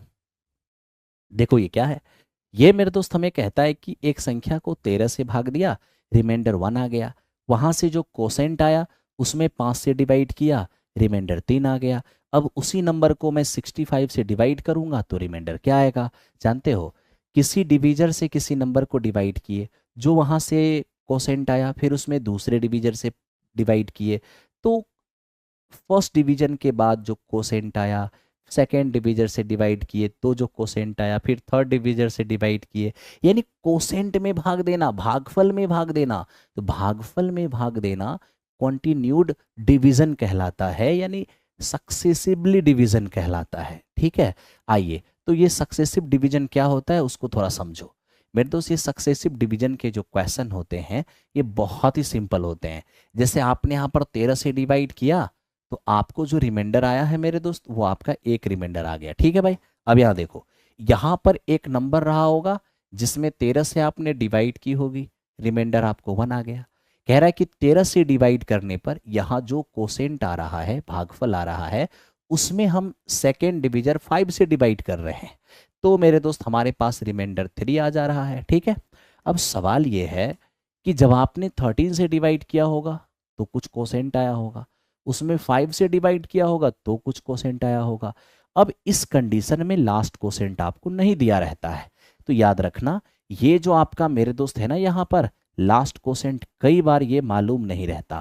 तो याद रखना अगर लास्ट कोसेंट, लास्ट भागफल आपको नहीं मालूम कुछ भी रहे तो आप 1 मान लेना। ठीक है, 1 मान लेना। ओके मेरे दोस्त, आओ कुछ कुछ मेंटर्स कहते हैं 0 मान लेने के लिए भी, लेकिन मैं 0 मानने की सलाह नहीं दूंगा, आप 1 मान लेना, कभी मिस्टेक नहीं होगा। ठीक है मेरे दोस्त, आओ देखो, अब देखो 5 से डिवाइड किए एक बार में लगा 3 रिमाइंडर आया, इसका मतलब यहाँ नंबर क्या रहा होगा, 5 से डिवाइड किए एक बार में लगा और 3 रिमाइंडर आया, इसका मतलब यहाँ पर नंबर 8 रहा होगा, तभी तो 5 से भाग देंगे एक बार में लगेगा और 3 रिमाइंडर आएगा। हाँ या ना, बिल्कुल।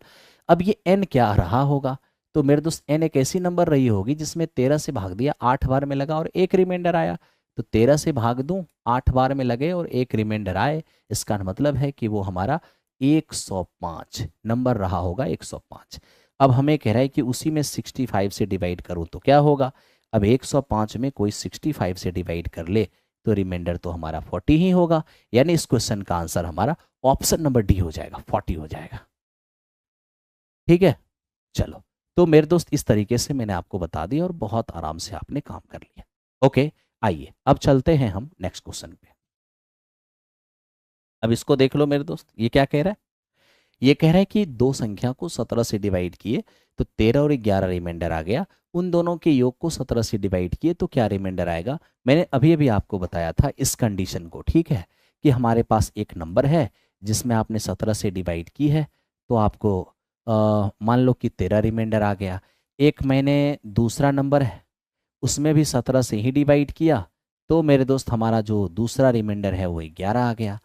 दो अलग अलग नंबर में 17 से डिवाइड किया तो 13 और 11 रिमाइंडर आया, एक में 17 से डिवाइड किया तो 13 रिमाइंडर, एक में 17 से डिवाइड किया तो 11 रिमाइंडर। ठीक है, अब मेरे दोस्त मुझे क्या कह रहा है कि इन दोनों के योगफल में, इन दोनों के योगफल में मैंने 17 से डिवाइड किया, तीसरी बार तो बताओ मेरे रिमाइंडर क्या हो जाएंगे। अब बहुत आसान है, मैंने रिलेशन भी आपको बताया, आप विदाउट रिलेशन के भी इसको बना सकते हो। कहोगे वो कैसे, अब जैसे देखो किसी नंबर में 17 से डिवाइड करूं और 13 रिमाइंडर आ जाए तो ये नंबर कम से कम 13 जरूर होगा, तभी तो 17 से डिवाइड करूंगा 13 रिमाइंडर आएगा। किसी में 17 से डिवाइड करूं 11 रिमाइंडर आ जाए तो ये नंबर कम से कम 11 जरूर होगा, तभी तो 17 से डिवाइड करूंगा तो 11 रिमाइंडर आएगा, है ना। अब मुझे कहा उन दोनों के योगफल में, यानी 13 और 11 के योगफल में 17 से भाग दे दूं तो 24 में 17 से भाग दूंगा तो फाइनल है कि रिमाइंडर आपका कितना आएगा, 7 आएगा। तो इस तरह से इस क्वेश्चन का आंसर हमारा 7 हो गया। आप में से जिन्होंने भी 7 लाया होगा बहुत अच्छा है, जिन्होंने इसको कंडीशन से बनाया होगा यानी डिविजर बराबर R1 plus R2 minus R3, तो ये देखो 17 है, ये हमारे पास 13, ये हमारे पास 11 और माइनस R3 को इस पार में ले आओ, ये 24 माइनस 17 जाके घटेंगे तो भी रिजल्ट हमारा 7 ही आएगा। आप जो कंडीशन यूज करो आंसर में कोई चेंजिंग नहीं आएगा। ठीक है, अब ये बताओ आप लोग को अच्छा लग रहा है मेरे दोस्त, अगर आप लोगों को अच्छा लग रहा है एक बार आप यस कमेंट करो, ठीक है, ताकि मुझे काफ़ी अच्छा लगेगा और आपको मैं प्यार से पढ़ाऊंगा, पर ही प्यार से समझाऊंगा। ठीक है, अगर आप लोग को अच्छा लग रहा हो तो एक बार आप फटाफट यस कमेंट करो ताकि मुझे काफ़ी अच्छा लगेगा आपको पढ़ाने में। चलो थैंक यू। अब मेरे दोस्त इसे देखो कि ये क्या है, मैं आपको सिंपल सी एक बात बताता हूँ, जब भी इस टाइप का क्वेश्चन आ जाए और इसमें आपको बड़ा और छोटा की बात करें, ठीक है, जब भी इस टाइप का क्वेश्चन आ जाए और बड़ा और छोटा की बात करे तो आप पहला काम है ये देख लेना कितने का डिफरेंस है, 2 का, कितने का डिफरेंस है, 2 का, कितने का डिफरेंस है, 2 का, कितने का डिफरेंस है, 2 का। मेरा कहना ये है डिफरेंस सेम है या नहीं। चलिए बहुत अच्छे, बहुत अच्छे, सभी लोग यस यस कमेंट कर रहे हैं, बहुत अच्छा लग रहा है, वेरी गुड भाई, वेरी गुड। आओ मेरे दोस्त, अब मैं ये कह रहा हूं कि जब भी इस टाइप का क्वेश्चन आ जाए और इस कंडीशन में अगर आपको बड़ा और छोटा चेक करना होगा तो आप बस डिफरेंस देख लेना। अगर डिफरेंस एक जैसा है, जो कि मेरे दोस्त अमूमन रहता है, अगर ये डिफरेंस एक जैसा है तो इस कंडीशन में आप इतना याद रखना, छोटे छोटे डिजिट के जो पेयर होते हैं वो हमारा लार्जेस्ट होता है, यानी उसको सॉल्व करेंगे तो लार्जेस्ट वैल्यू आएगा, और जो बड़े बड़े डिजिट के पेयर होते हैं वही हमारा स्मॉलेस्ट रिजल्ट देता है। ठीक है, तो यहाँ सबसे बड़ा बोलेगा तो उसी को आंसर लगाना, और सबसे छोटा बोलेगा तो इसको लगाना, यानी इस क्वेश्चन का आंसर हमारा डी होगा। सॉल्व करने मत चले जाना, बहुत टाइम लग जाएगा। ठीक है मेरे दोस्त, आओ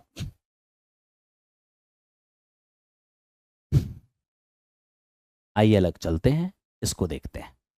अब यहां भी आप वही चीज देख रहे हो मेरे दोस्त, क्या मेरे भाई, यहां देखो 2 का डिफरेंस है, 2 का डिफरेंस है, 2 का डिफरेंस है, 2 का डिफरेंस है ना। अगर डिफरेंसेस एक जैसे हों, ठीक है, और आपसे सबसे बड़ा नंबर मांगे तो याद रखना सबसे छोटे डिजिट के जो पेयर हैं वही सबसे बड़ा रिजल्ट देगा, यानी मेरे दोस्त ये इस क्वेश्चन का भी आंसर होगा ऑप्शन नंबर बी। आप लोग ऑप्शन नंबर बी लगा रहे होगे, कहीं कोई दिक्कत नहीं रहा होगा, ठीक है, थैंक यू। आइए मेरे दोस्त हम अब 25 की ओर चलते हैं। अब 25 की ओर जब भी मेरे दोस्त हम चलेंगे, आप कहोगे गुरुजी पीछे डिफरेंस एक समान था, और आज अगर डिफरेंस ले रहे हैं, एक का डिफरेंस है, एक का डिफरेंस है, 7 का डिफरेंस है और 9 का डिफरेंस है, डिफरेंस तो एक जैसा नहीं है, अब क्या करें। तो मेरे दोस्त यहाँ पर तरीके तो बहुत सारे हैं, लेकिन अगर आप एक परफेक्ट तरीके का यूज़ करना चाहोगे तो आप बस एक काम कर लेना, क्या वो देखो यहाँ पे रूट ए और प्लस रूट बी का स्क्वायर कर लो। अगर आप स्क्वायर करोगे ना, ए स्क्वायर प्लस बी स्क्वायर करोगे तो ए प्लस बी हो जाएगा, और प्लस 2 और रूट के अंदर ए बी, यानी कि आप जल्दी से सबको स्क्वायर कर लेना। क्यों मेरे दोस्त, याद रखो अगर कोई नंबर लिखा हुआ है, कोई बड़ा है कोई छोटा है, मुझे पता नहीं चल रहा है, तो याद रखना सब पर सेम पावर देने के बाद भी जो रिजल्ट रहेंगे वो जो बड़ा है वो बड़ा ही रह जाएगा, जो छोटा है वो छोटा ही रह जाएगा। सबको मैं फटाफट स्क्वायर करूंगा, और इस रूप में जब भी कोई नंबर हो उसको स्क्वायर करोगे तो रूट के अंदर वाले को जल्दी से जोड़ के लिख देना, और +2 के साथ रूट के अंदर उन दोनों को गुणा करके लिख देना। ठीक है, अब देख लो मैं काम करता हूँ फटाफट। अब देखो मेरे दोस्त, 8 5 कितने, 13, और 2 8 पंजे 40, 7 और 6 कितने हैं, 13, और 2 के साथ 7 6 42। यहाँ भी देख लो मेरे दोस्त, 10 और 3 13, और 2 के साथ ये 10 दिया 30 हो जाएगा, और ये 11 और 2 कितने हैं, 13, और 2 के साथ ये 11 दूनी 22 हो जाएगा। अब देखो मैंने कहा ना कि इस फॉर्म को जब भी स्क्वायर करोगे रूट के अंदर जो है उसको जोड़ के लिख देना, प्लस है तो प्लस, अब माइनस होता बीच में तो माइनस, और 2 के साथ रूट के अंदर इन्हीं दोनों को मल्टीप्लाई करके लिख देना। फटाफट आपने काम कर लिया। अब देखो यहाँ बड़ा छोटा करना कितना आसान है, 13 सब में है, प्लस भी सब में है, 2 भी सब में है। अगर बड़ा चाहिए या छोटा चाहिए, रूट के अंदर वाली चीज़ डिसाइड करेगा। रूट के अंदर बड़ा वैल्यू लोगे तो बड़ा हो जाएगा, छोटा वैल्यू लोगे छोटा हो जाएगा। तो मुझे तो छोटी नंबर चाहिए थी, तो रूट के अंदर सबसे छोटा तो मुझे 22 ही नज़र आ रहा है। इसका मतलब यही वो टर्म है जो सबसे छोटा है, यानी इस क्वेश्चन का आंसर हमारा ये हो गया। ठीक है, इस क्वेश्चन का आंसर हमारा ये हो गया। आप आराम से काम कर सकते हो, ठीक है, आराम से कर सकते हो। आओ मेरे दोस्त आगे बढ़ते हैं।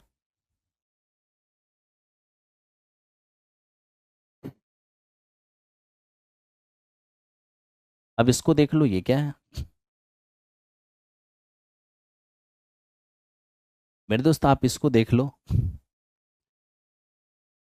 हमें कह रहा है कि एक भिन्न के अंश और हर दोनों में एक जोड़ने से फ्रैक्शन 1/4 हो जाता है। यदि फ्रैक्शन के न्यूमरेटर और डिनोमिनेटर दोनों में 2 जोड़ा जाए तो फ्रैक्शन 1/3 हो जाता है। बताओ फ्रैक्शन के न्यूमरेटर और डिनोमिनेटर का योगफल क्या होगा। मेरे दोस्त बताऊं, अगर फ्रैक्शन वाली क्वेश्चन में फ्रैक्शन पूछता तो ऑप्शन से हो जाता बहुत ही आसानी से। आप देखो यहाँ पर रटी रटाई ऑप्शन लेकर चलोगे तो हो तो यहाँ भी जाएगा, लेकिन कभी भी फ्रैक्शन वाली क्वेश्चन में अगर आपको न्यूमरेटर डिनोमिनेटर का डिफरेंस मांग ले या न्यूमरेटर डिनोमिनेटर का आपको योगफल मांग ले तो इसे बेसिक से बनाना ही सेफ रहता है। ठीक है, आप जल्दी से कोई एक फ्रैक्शन एज्यूम कर लो x अपॉन वाई। ठीक है, हमें कह रहा है कि न्यूमरेटर डिनोमिनेटर दोनों में एक ऐड कर दूं तो ये हमारा जो फ्रैक्शन है 1/4 हो जाएगा। क्रॉस मल्टीप्लीकेशन करोगे 4x प्लस 4 ये y प्लस 1, यानी हमारा ये 4x और माइनस वाई बराबर -3, ये इक्वेशन फर्स्ट हो जाएंगे, है ना। इसी तरह से मेरे दोस्त जब पता चल गया मुझे बेसिक से करना है तो फास्ट करेंगे ना। अब x अपॉन वाई ये फ्रैक्शन है, हमें कह रहे हैं न्यूमरेटर डिनोमिनेटर दोनों में 2 ऐड कर दूं तो ये हमारा 1/3 आ जाएगा। अब ये देखो 3x और +6 हो गए और मेरे दोस्त यहाँ पर y और +2 हो गए, तो 3x माइनस वाई, ये 3x और माइनस वाई, ठीक है, +6 उस पार जाके हमारा -4 हो जाएगा। ये हमारा इक्वेशन सेकेंड हो गया। ठीक है, अब यहाँ पर अगर हम काम करने चले जाएं थोड़ा सा घटा लो जल्दी से घटाओगे कैंसिल आउट होगा, ये हमारा x और ये 4 में से 1 जाएगा तो मेरे दोस्त हमारे 4 में से 3 जाएगा तो 1 ही रहेगा। अब x की वैल्यू यहाँ पर 1 आ गई, 1 रखूँगा मेरे दोस्त यहाँ पे, ये होगा 4 आके जुड़ेगा 7, यानी y की वैल्यू हमारा 7 हो जाएगा और हमें न्यूमरेटर और डिनोमिनेटर का योगफल चाहिए जो हमारा 8 हो जाएगा। महाभारत बैच में मेरे दोस्त लाइव क्लास है, महाभारत बैच के अंदर लाइव क्लास है। ठीक है, सारे के सारे लाइव क्लास है मेरे दोस्त। ये एक क्वेश्चन है जो मैं आपके लिए HW रखता हूँ, आप इसे बना करके कमेंट बॉक्स में आंसर जरूर देना। ठीक है, आपके लिए मैं रेलवे, SSC, बिहार SSC और मेरे दोस्त TRE 4.0 यानी BPSC टीचर, आप सभी एस्पायरेंट का मैं वेलकम करता हूं, स्वागत करता हूं। आप सभी लोग ऐसे ही मेरे साथ 9:15 पर जुड़ा कीजिए। आज मैंने थोड़ा कम क्वेश्चन रखा था इसलिए मेरे दोस्त आज जल्दी से ये क्लास हो गया है। मैं 30 से 40 क्वेश्चन रखूँगा और आपका मैं 2 घंटे से 1.5 घंटे से 2 घंटे आपका क्लास लूँगा बहुत अच्छे तरीके से। कल नंबर सिस्टम की एक बेहतरीन क्लास होगी और मेरे दोस्त वो एक ऐसी क्लास है जिसमें लगभग सारे बच्चे फंस जाते हैं और वो कभी भी पेपर में धमक जाता है। तो कल का क्लास बेहद ही शानदार होगा। आज का क्लास कैसा रहा आप लोग कमेंट बॉक्स में बताइएगा। चलिए, थैंक यू वेरी मच।